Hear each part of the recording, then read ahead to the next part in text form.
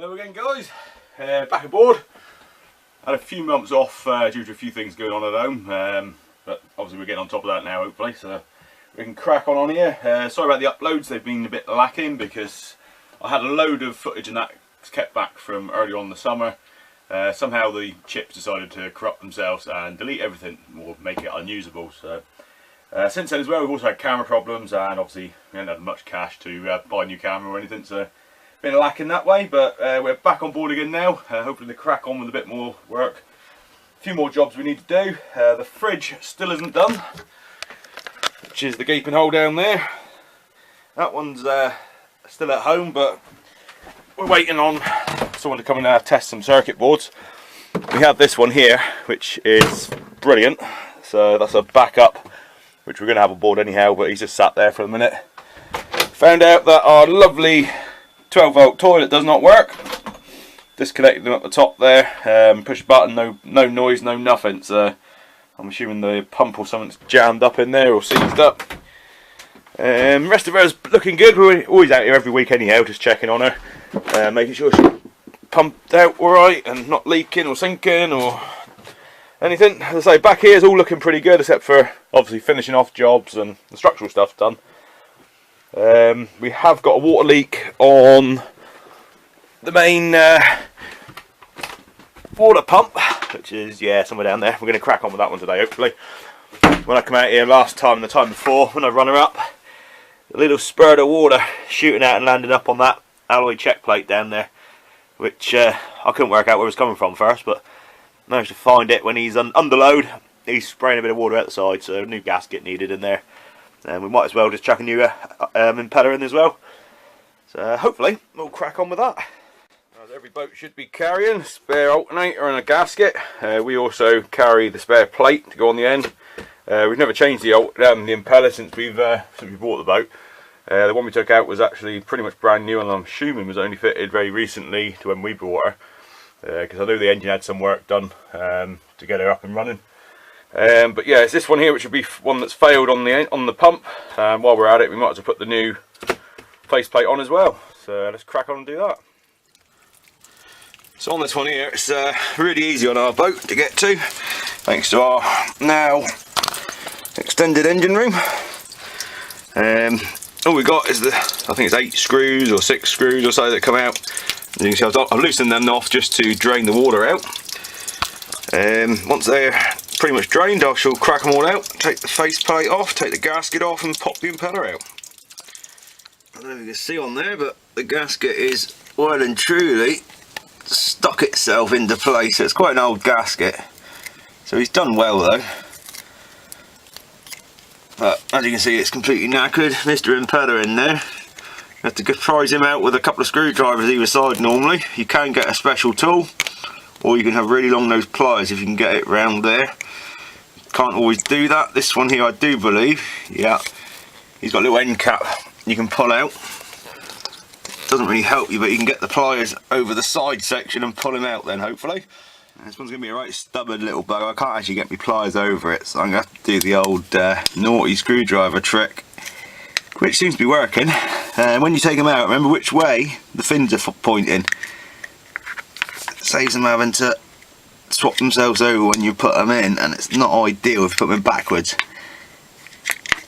As you can see, it's a bit of a tricky spot they get in here to prise them out, which if I actually bought some longer nose pliers I would have been better. But all the tools I've taken off the boat at the minute, and all I've got is a little carry bag, so it's not ideal, but it's coming slowly. Let's say he should then just drop out, and then we'll keep this one as a spare if he's any good. Which you can see there, when he stopped, he's somehow managed to get 2 fins pointing in the wrong direction there. Got 1 fin in the wrong direction, but he looks absolutely solid, so we'll keep him as a spare. That is the backing plate or the face plate, and as you can see, it makes ridges. After a couple of years, you get these little ridges. It doesn't help because then you can have water passing past the front, and it actually reduces the pressure inside the pump. It just gives it a space to the water to bypass the actual pump itself. So that's why we're going to replace that as well. So we'll swap it around. We'll get a Stanley blade and scrape all the rest of this gunky gasket off here. Fit the new one with a bit of grease either side. Grease up the screws, grease up the impeller and pop them back in. There she is, all cleaned off. Nice and shiny again. A little bit of old tub of grease just to smear some grease around the sides. And that'll just give the gasket a nice good seal there. And also it'll help the gasket stick there while we're doing the rest of the refit. Sorry about the videoing, I've managed to leave my little tripod at home, so everything's being done by holding onto a camera at the minute. Not ideal when you've got grease all over your fingers. Other thing to check for is make sure all your fins are there and nothing's come off, because if anything's come off, it's gone up the hole and it's in your cooling system somewhere, something that'll later come back to haunt you possibly. And remember, you've got a little can't remember what they call this one here, it's a little side plate, it squishes the fins together to squirt the water out. You've got a little rebate or a recess on here, which is what that's got to line up with. So he'll go in like that. Could probably do a little bit more grease on there to stick that onto place, and then we can put the faceplate on. So there we have it, the impeller's in place. Couldn't really show you putting that one in because I had to squirt the special impeller greasy stuff wherever that's gone. There it is. Impeller lubricant over it while trying to squish it in. Couldn't hold the camera at the same time, so popped them in. As you can see, all the fins are going the right way. He's anti-clockwise, so that's right. The gasket's in place. Also found out you get a spare gasket with the impeller as well, so we'll keep them as a spare with the impeller and the old faceplate as well. So this one here is literally slap some grease on the inside of here, screw him back on how he was before the old one. There we go, we have it, she's back together. Now what I did, every one of these screws, a little dab of grease on each one. I know a lot of people will say, no, don't do that, you know, it's going to loosen itself off, or it's not going to stay tight. Or if you've ever had one of these snap off before, because these are brass screws, if they snap off, you've got to take the whole pump out, drill it out, re-tap it, and if you're halfway through changing an impeller, or you're trying to change an impeller, you know, out at sea or something, and you have a couple of them snap off, you're buggered. Or you've certainly got a good old leak in there anyhow then. I always like to put grease on them. I will check these for the next 5 or 6 times we run the engine, every single time before and after. Make sure they're tight. And then after that it'll be just on a sort of every couple of months check them. Whenever you're down here, just have a quick feel of them with a screwdriver. And I've never had one come loose yet. We've still got a little leak from under here. This pipe here is not ideal. We've still got to replace that one. Only a very slight drip there, but so we can do that later on when I can source a better pipe, because the 90 degree is too tight for most pipes.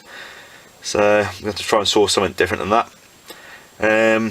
Otherwise, that one's ready to go. Since the last updates we've had, 2 new batteries. These cost £120 delivered to my door. I think they're 110 amp hour each. They've got a 3-year guarantee, come off eBay. All the other suppliers, the marine suppliers, were saying, I don't know, £207 a battery. These are bigger than what we had in here before. The old ones started losing their capacity, and these are house batteries. So, but also there are backup engine starting batteries. Still got a lot of rewiring. Starting to get things back in place on the new bulkhead to the fuel tanks. This has still got to come back off and put sound insulation behind and above, and then sort out that spaghetti junction over that side there, because this side's pretty much done now. We're going to start working our way across over to the other side this year, hopefully. All this here is all going to be taken off, redone, line all this at the back. Hopefully try and get the rest of this old battery tray sort of pattern off the floor and get this flow coated in here as well, so it should be nice and tidy then. Yeah, this here was the battery bank, and obviously when you're trying to work on the engine you didn't have no room to get in here or move around, so we've improved that nicely. Otherwise, yeah, we've got a fair bit of, I don't know if you can see through there, wiring, plumbing and everything else to do that side there, which is everything from the old owner, which we've never taken out anything, because it all works, because I can't fault it, it all works, it all does its job. But it all needs well, not renewing, but just redesigning and putting in a better way. This up here is all the battery wires for the, actually that's the old fuel sender. We haven't got a fuel sender anymore, we just have a dipstick. But a lot of the other wires that are up here and twisted up out the way are from the battery charger up here. I've sort of slipped up on there because I did label all the ends. Obviously it was about, it must have been easy 6-8 months ago when I done that, and a lot of the labels have come off in the meantime, so I'm going to have to try and retrace all that. There's another battery one from the charger there. Still need to find out where he goes as well again, because as I say, the labels have come off. I messed up, I didn't write them down, but it's a learning curve.